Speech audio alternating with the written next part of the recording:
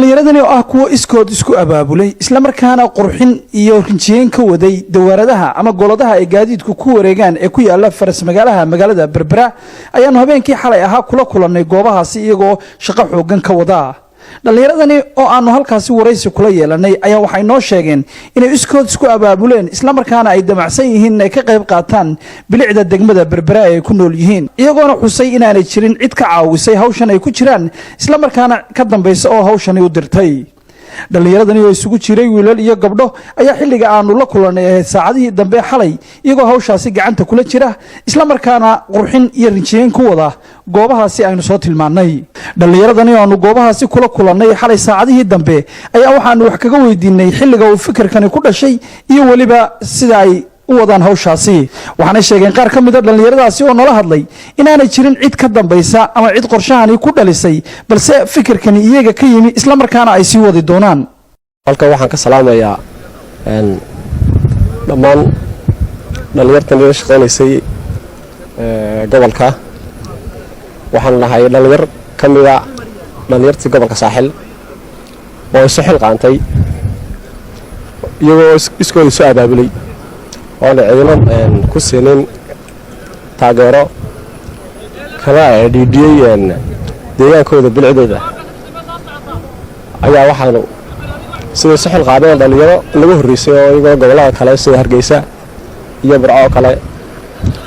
ayaa waxaanu sameynay inaanu hagaajisano bilicda deegaankayga oo rujiisano dhammaan laamiyadeeda iyo goboladahaygii waxa weeye gobolkaygu marka horeba qaybta xashiishka ee nadaafadda waxa hore uga soo shaqeeyay deegaan oo aad u wanaagsan oo leenahay maayarkayga cabashkor ee la hadayay ayaa aad ugu tabcay marka anagu nabanihi sida goobaha kale Hargeysa iyo Burco kale xashiishkoodu إنك نظافة بالعبية نظافة وأنا هروي سعودي هاي الشيء هذا واحد على سبيل بلعبي يقرحنتي ودوينكي جا أيان بسكي للغير صوت عدوان عدنا نقو تاجرين السحل قاني ركع حوي إن شاء الله ونسيب لنا ثاني يوم تكران كي عدنا ونشق يسوع عندنا أبالك قدوني منه رجع ولي يوسف حسن بالغير نسوي بالشيء شقين زي صدق روح بدون شقين السه ayaa noo yeedhay annaguna waan u nimi waan iskarab taagnay waxaan doonaynaa magaalada in soo la garab taagto oo mutawacnimada ay ku shaqeynayaan isla garab taago ayuu waxba ku doonayno magaaladooda ku doonayaan inay ku qurxiyaan ayaan annaguna la garab taaganahay iyo wixii aan la garab taag karnaba magaaladeedu ma laha xashiish iyo qashin toona ma laha laakiin waa magaalo lagu daydo oo maayarka hore uga soo shaqeeyay maayaradan magaalooyinka kale marka maayaradii kale ay ka shaqeeyay laakiin anaga tayo hore looga shaqeeyay maayarka waa maayarka maayarada horena wuu shaqeeyay markana wuu shaqeyn doonaa bismillaahir rahmaanir rahiim aniga magacaygu waa Mustafa Saleebaan waxaan ka mid ahay dhalinyantan isku xilqaantay inay ka shaqeyso bilicda magaalada iyadoo aan cidina ku garab qabanayn dawladna aanay gacan kula jirin iskoo soo xilqaantay muddo 3 habeenana kaga shaqeynayay si mutadawacnimo ah taasoo ay doonayaan inay ku horumariyaan bilicda magaalada waxa weeye magaalada ay Berberi ama deegaankeena degmadeena Berberi marka hore waxa ay magaalo cagaaran oo ay golihii deegaankee hore iyo maayirkuba ay si fiican uga shaqeeyeen bilicda waxa weeye annaguna waxaan doonaynaa inaanu gacan qabanno oo aanu qaybteeda ka qaadano dhalinyaro ahaan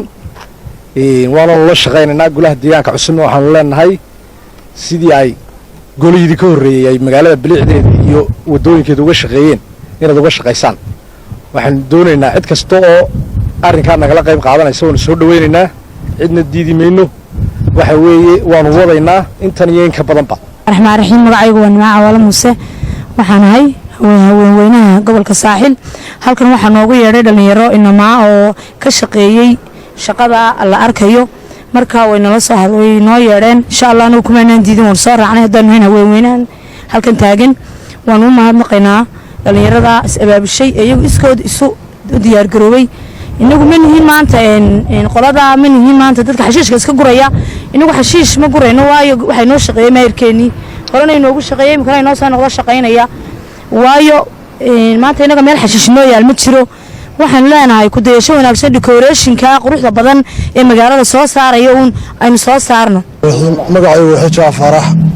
maanta waa ayaan daro gobolada xariishka laga gurayo waayo annaga maanta xariish gurumayno maayarku aad buu u shaqeeyey Cabdishakuur mar walba waan kala shaqeynaa horumarka gobolka Saaxil iyo nadiifinta gobolka Saaxil waayo annaga maanta xariish ma gurayno waxaan maanta kala shaqeynaa maayarka wixii qurxina wax walba looga baahan ku garab taagnaano ayaan doonayna haddana gobolka Saaxil waayo maanta Cabdishakuur gobolka sidoo galay iyo sidoo muujiyay iyo quruxda oo arkaysan 9 sano ka horna waxaad moodaysay gobolka Saaxil dhalinyar ahaan ma aanan sheegin jirin waxaanu sheegin jirnay magaalada kale markaan berbero aanu sheegano aad baan u qatri jirnay baddaas ugu maahaane maantana isugu dhan baad moodaa inaan dhex joogno gobolka Saaxil habeenkii oo kale waqtiyada qaar oo kale abdi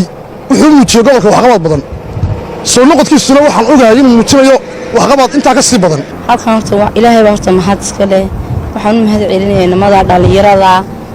sida sharafta iyo cisiga noogu yimi sida sharafta iyo cisiga noogu yimi insha Allah ee noo shaqeeya si maxay hay toolayde mutadacunma oo cidna xul lagaga doonin cidna sawir lagaga doonin cidna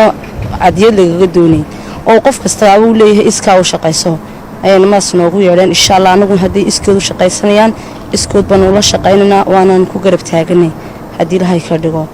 maayirka magaaladuna had buu leeyahay waanu mahadsanyahay magaaladuna si fiican ayuu uga shaqeeyay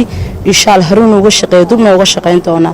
dhalinyaradani ayaa noqonaya kuwii ugu horeeyay ee barnaamijka iska wuxuu qabsaa kaga qayb qaata bilicda magaalada Berbera iyadoona goobihii ay habeenkii xalay qurxinta ka wadeen aanu saaka booqanay ay sidani ahaayeen wana goobo kamida dawaaradaha ama gooladaha ay gaadiidku ku wareegaan ee ku yaala faras magaalada Berbera waxaana ka muuqata bilic aad u xoogan iyo waliba farsamo heer sareysa oo ay dhalinyaradaasi tacab badan geliyeen maxamed cabdilaahi soo fadhiistay Star TV Berbera.